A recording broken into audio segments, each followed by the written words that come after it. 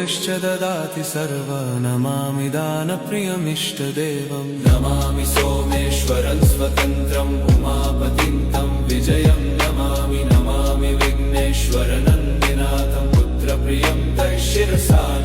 नमामि देवं भवदुःखशोकविनाशनं चन्द्रधरं नमामि नमामि गङ्गाधरमीशमीड्यमुमाधगं देववरं नमामि नमाम्यजादिशपुरन्दरादिसुरासुरैरचितपादपद्मं नमामि देवी मुखवादनान इक्षार्थमक्षित्रितयं यैष पञ्चामृतैर्गन्धसुधूपदीपैर्विचित्रपुष्पैर्विधैश्च मन्त्रैः